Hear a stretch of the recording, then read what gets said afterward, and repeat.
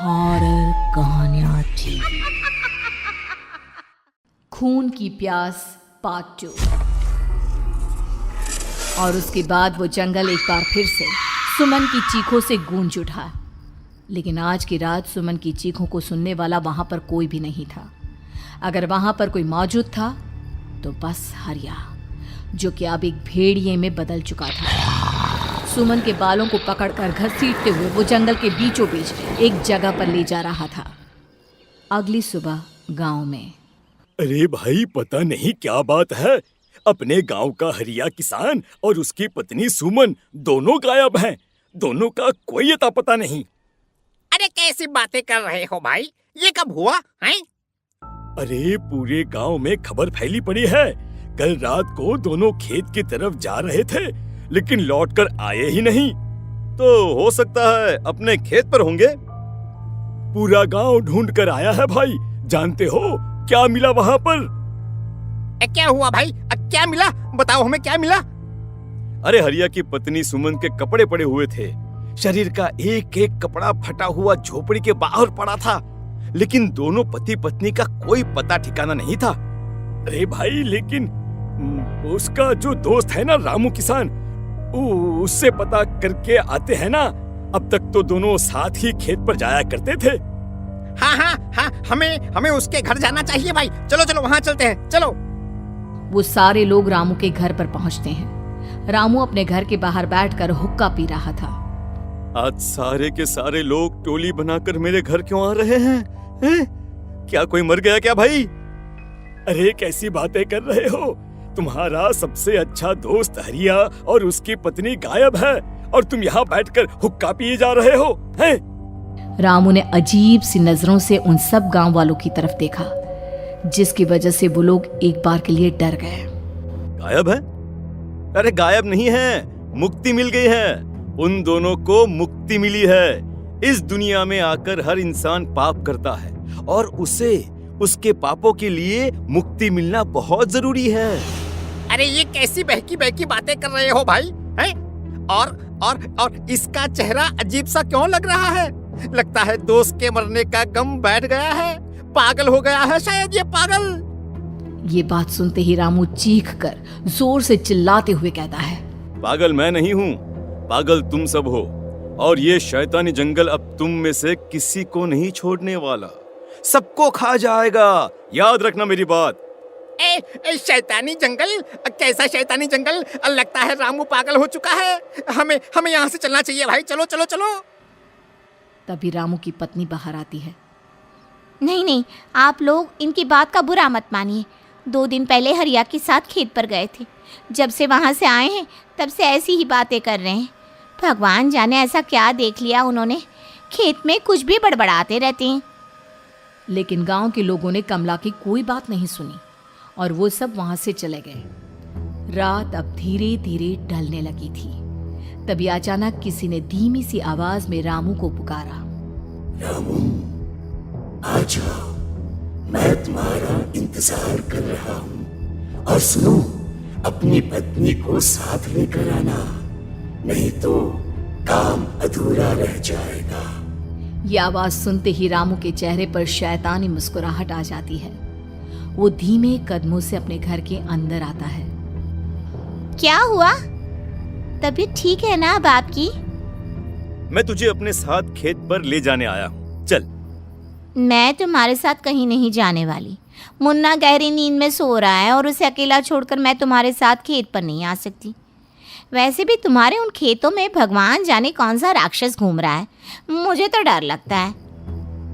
रामू गुस्से में दांत पीसता अपनी झोपड़ी से बाहर आ जाता है और कमला गहरी नींद में अपने बच्चे के साथ सो जाती है।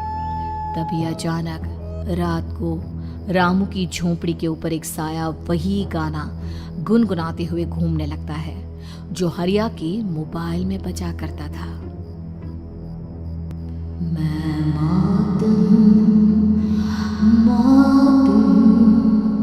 मौत जो पसरी है चारों ओर, जो आएगी कहीं से भी निगल जाएगी सबको।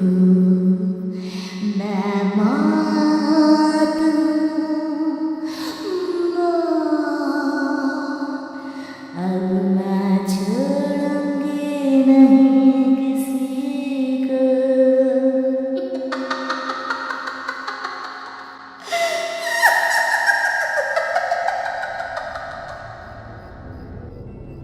ये आवाज सुनकर रामू की पत्नी कमला की आंख खुलती है और वो देखती है कि उसका मुन्ना अपनी जगह से गायब था।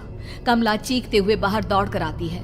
वहां पर उसने देखा कि रामू ने अपने बच्चे को झोपड़ी के बाहर एक पेड़ से उल्टा लटकाया हुआ था और उसका बच्चा चीख चीख कर रो रहा था। वहीं दूसरी तरफ एक साया बच्चे के ठीक नीचे आग जलाकर उसके चारों तरफ हैवानों की तरफ नाच रहा था। छोड़ दो मेरे बच्चे को। अरे क्या कर रहे हो तुम? शर्म नहीं आती तुम्हें? अपने ही बच्चे को इस तरह मौत के हवाले करते हुए। अपना बच्चा? किसने कहा ये मेरा बच्चा है? अरे ये तो उस रामू की औलाद है, इस गांव के किसान रामू की, और मेरी दुश्मनी इस गांव के हर इंसान के साथ है। क्या? कैसी बात कर रहे हो तुम? और ये औरत कौन है? ये मेरे बच्चे को खा जाएगी। तभी अचानक से उस साया ने एक बेहद खतरनाक दिखने वाली औरत का रूप ले लिया और उसकी आंखों से आग निकल रही थी। सही पहचाना तूने, मैं तेरे बच्चे को खा जाऊंगी। अगर तू अपनी इस हैवान पति रामू के साथ जंगल नहीं आए तो मैं तेरे बच्चे को खा जाऊंगी। लेकिन क्यों? आखिर क्या चाहती हो तुम मुझसे? मुझे जंगल क्यों ले जाना चाहती हो? औरत बुरी तरह से ठहाके मार मार कर जोर जोर से हंसने लगी और साथ में रामू भी। ये तो तुझे वहाँ चलने के बाद ही पता चलेगा ना। अगर तू नहीं आई तो थोड़ी देर में तेरा ये बच्चा आग में जलकर मर जाएगा। चल जल्दी। नहीं, मेरे बच्चे को छोड़ दो। तुम जहाँ कहोगे मैं तुम्हारे साथ चलने के लिए तैयार हूँ। और उसके बाद उस बच्चे को झोपड़ी में लिटाकर आगे आगे वो साया चल रहा था और उसके पीछे पीछे रामू अपनी पत्नी के बाल पकड़कर उसे घसीटते हुए जंगल की तरफ ले गया। जंगल में जाने के बाद, कितनी खूबसूरत हो तुम। आज की रात बस तुम और मैं एक दूसरे के साथ रहेंगे। मुझे तुमसे बहुत डर लग रहा है। तुम्हें क्या हो गया है? तुम तो बिल्कुल ठीक थे। वो होगा जो हमारे बीच होना चाहिए। तो आओ अपने आप को मेरे हवाले कर दो। कमला ने डर की वजह से अपनी दोनों आंखें कसकर बंद कर ली थी। रामू ने बुरी तरह से चीख कर कमला से कहा, आंखें खोलो अपनी और मेरी तरफ देखो। कमला ने जैसे ही अपनी आंखें खोली उसने देखा कि रामू एक खतरनाक खूनी हैवान में बदल चुका था। कौन हो तुम? जाने दो मुझे। क्या चाहते हो मुझसे? वही जो एक आदमी एक औरत से चाहता है।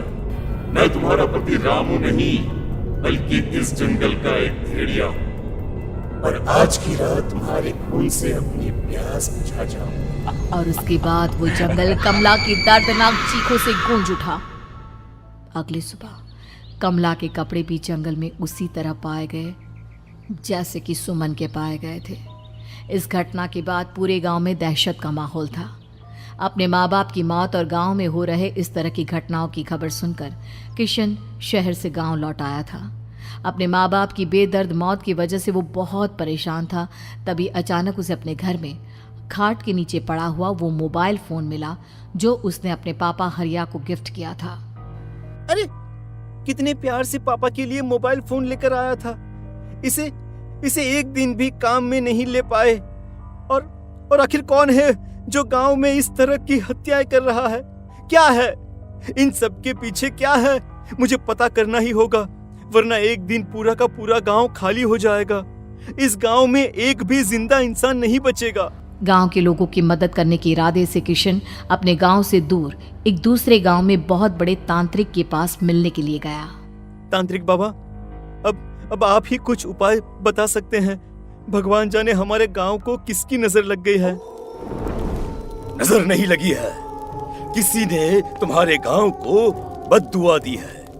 किसी सताई हुई आत्मा का प्रकोप है और अब वो पूरे गांव में किसी को नहीं छोड़ेगी जब तक उसकी आत्मा को शांति नहीं मिल जाती। अरे लेकिन ऐसा कौन है बाबा? किसकी आत्मा है और कैसे मिलेगी उसे शांति? मौत है मौत, कहीं से भी आएगी और सबको निगल जाएगी। इससे बचने का सिर्फ एक ही उपाय है, लेकिन उस उपाय को करना आसान नहीं होगा। जो भी उस उपाय को करने की कोशिश करेगा उसकी जान जा सकती है। भले ही मेरी जान चली जाए, लेकिन मैं अपने गांव के लोगों की जान बचाने की पूरी कोशिश करूंगा बाबा। तो ठीक है, फिर अगली अमावस की रात जैसा मैं कहता हूँ वैसा ही करना। अमावस की रात तांत्रिक के बताए अनुसार किशन अपने साथ केरोसिन लेकर जंगल की तरफ चल पड़ा। उसके हाथ में देवी के मंदिर का सिंदूर भी था। किशन जंगल के बीचों बीच पहुंचा। ये देखकर उसकी आंखें फटी की फटी रह गई। वहां एक उबलते पानी का तालाब था और कई लोगों की लाश लटक रही थी। किशन के माँ बाप की लाश भी वहीं थी। माँ, बापू, क्या हो गया? ये क्या हो गया? तभी वहां पर एक औरत और आदमी आते हैं। उन्हें देखकर किशन चौंक जाता है। गोपाल काका, आपकी तो 5 साल पहले मौत हो गई थी। और निर्मला काकी, आप? मौत तो हो गई थी, लेकिन तुम ये नहीं जानते कि हमारी मौत कैसे हुई थी। क्या कहना चाहते हैं आप? कुछ नहीं, बस ये जान लो कि अब इस गांव में कोई जिंदा नहीं बचेगा। लेकिन क्यों काकी? क्योंकि 5 साल पहले इन गांव वालों ने मुझे डायन बताकर पत्थर मार मार के मार डाला। मेरी कोई गलती नहीं थी। गांव का एक बच्चा क्या लापता हुआ, सारा इल्जाम मेरी पत्नी पे डाल दिया। और जब मैंने निर्मला की जान बचाने की कोशिश की तो मुझे भी मार डाला। आपके साथ ये बहुत गलत हुआ काकी, लेकिन आप जो कर रहे हैं वो भी सही नहीं है ना? तुम यहाँ से चले जाओ वरना तुम भी नहीं बचोगे। हमारी आत्मा पिछले 5 साल से मुक्ति के लिए भटक रही है। चले जाओ यहाँ से। मौका देखकर किशन सिंदूर उन दोनों के ऊपर डाल देता है। उनका शरीर जलने लगता है और वो भयानक तरीके से चिल्लाने लगते हैं। अगले ही पल किशन उनके ऊपर केरोसिन डाल देता है और वो दोनों जल जाते हैं। किशन अपने माँ बाप और दूसरी लाशों का अंतिम संस्कार करवाता है और अपने घर लौट आता है। लेकिन वो अभी भी इस बात से अनजान है कि मोबाइल अभी भी बज रहा था। मैं मौत हूँ।